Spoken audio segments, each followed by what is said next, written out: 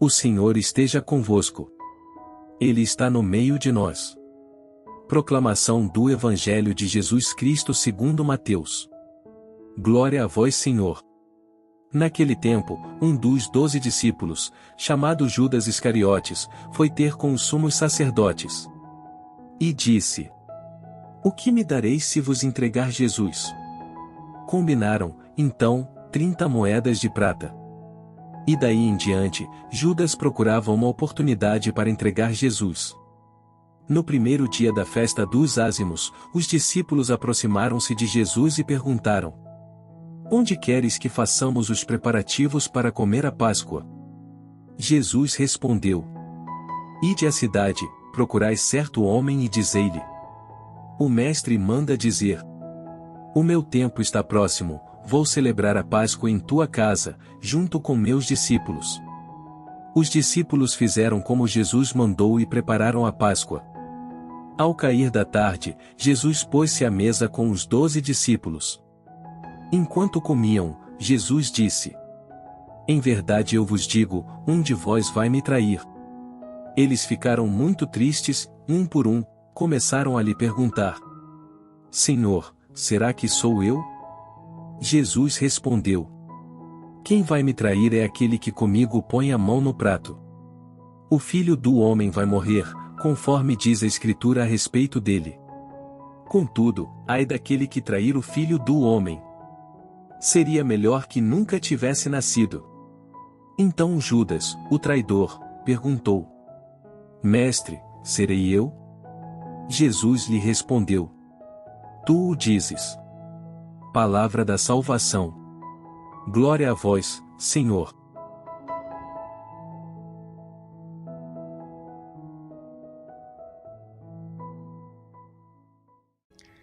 Meus queridos irmãos e irmãs, estamos na Semana Santa e hoje o Evangelho nos fala da traição de Judas.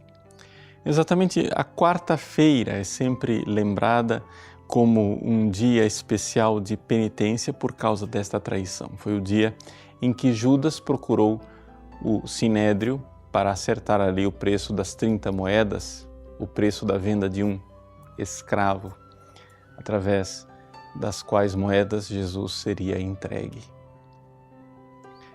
Veja, a Igreja sempre meditou profundamente sobre esta realidade. Jesus escolheu cada um dos 12 apóstolos. E nós não podemos dizer que ele não sabia quem eles eram. Nós não podemos também ver que Jesus escolheu uma pessoa indigna. Não, ele escolheu Judas, porque Judas verdadeiramente tinha o chamado para ser um desses apóstolos, mas não correspondeu ao chamado. E infelizmente, Judas, sejam quais forem as razões espirituais que o levaram a esse ato de traição, Judas se perdeu. E se perdeu não tanto por causa do seu pecado, quanto por sua falta de arrependimento. É importante nós notarmos isto. Nós meditávamos no dia de ontem que São Pedro também traiu Jesus, mas se arrependeu. Se arrependeu e por isso hoje nós temos lá em Roma a magnífica Basílica de São Pedro recordando a santidade e a grandeza deste príncipe dos apóstolos. Se Judas tivesse se arrependido, nós teríamos várias igrejas no mundo inteiro. Quem sabe Judas seria um destes santos de grandíssima devoção no mundo inteiro. Nós teríamos igrejas de São Judas Iscariotes. Sim, Judas era chamado à santidade. E, no entanto, fracassou clamorosamente. Por quê?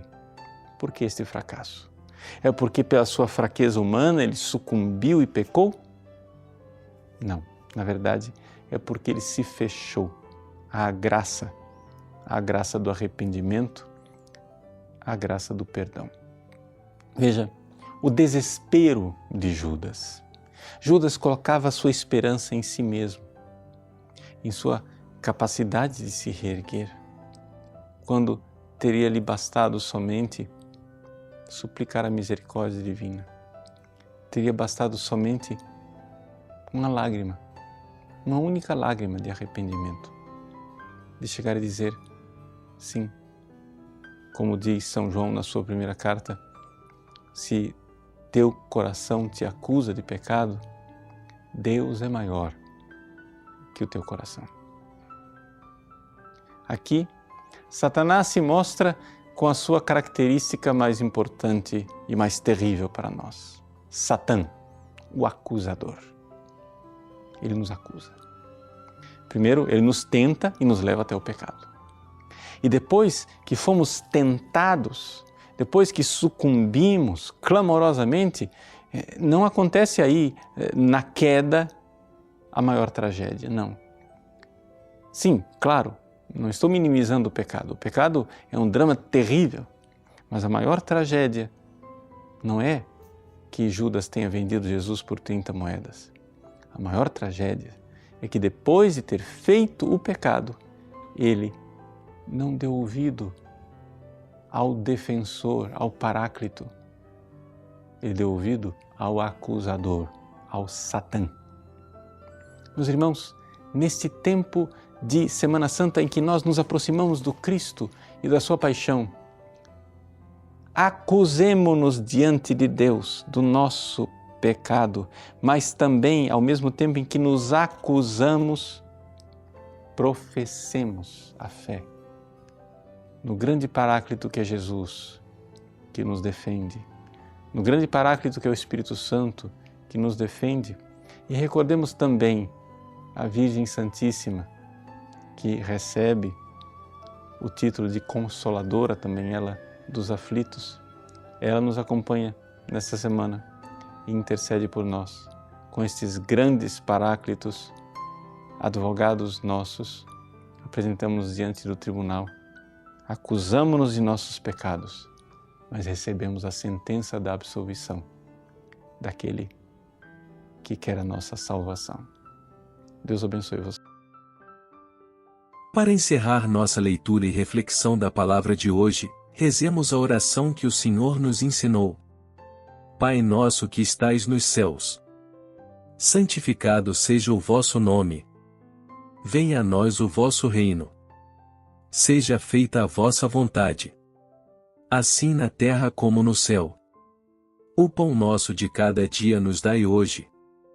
Perdoai-nos as nossas ofensas, assim como nós perdoamos a quem nos tem ofendido.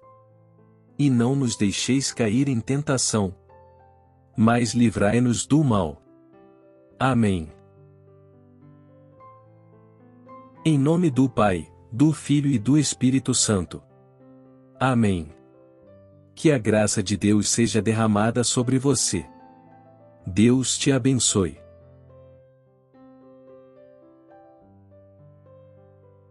Gostou desse vídeo? Curta-o e compartilhe com amigos e familiares. Caso não seja inscrito no canal, inscreva-se e ative as notificações clicando no sininho para não perder nenhum vídeo novo. Deus te abençoe.